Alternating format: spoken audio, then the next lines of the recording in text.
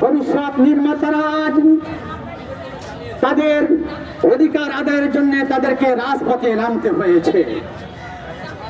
প্রিয় ভাইয়েরা আমার, আমরা সরকার বাহাদুরকে জানিয়ে দিতে চাই, শিক্ষকদের সাথে তামাশা করে জাতির ভবিষ্যৎ জনগোষ্ঠীকে সুন্দরভাবে আপনারা প্রস্তুত করতে পারবেন না। শিক্ষকদের সাথে গাদ্দারি করবেন, ভবিষ্যৎ প্রজন্মের কাছে মির্জাপুর হিসাবে পরিচিতি পাবেন। শিক্ষকদের সাথে গাদ্দারি করবেন, আগামী বাংলাদেশ সুন্দর হবে না।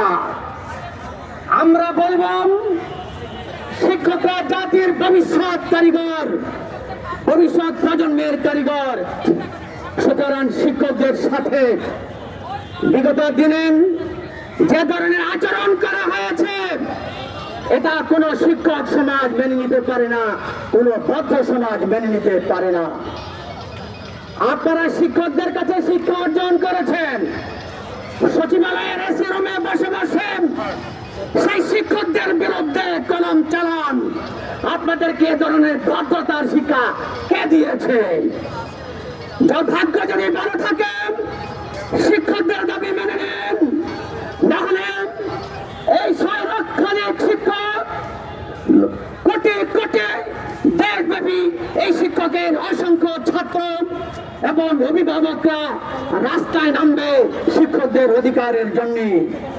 বাংলাদেশ এত অবহেলিত রাষ্ট্র নয়। আমরা আমাদের অধিকার আদায় করতে শিখেছি। আমরা আমাদের ছাত্রদেরকে অধিকার আদায়ের জন্য সেই প্রেসক্রিপশন দিয়ে রেখেছি।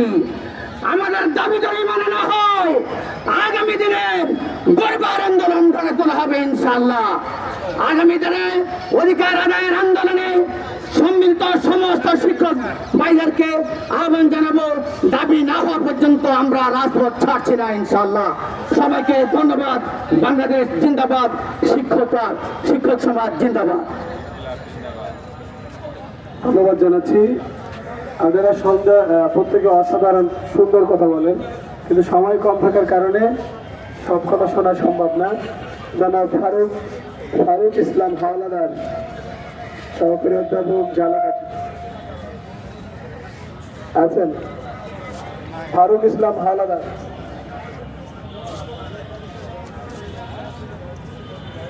মাওলানা মুজাম্মেল হক, যুগ্ম মহাসচিব, বাংলাদেশ মাদ্রাসা শিক্ষক কর্মচারী ফোরাম।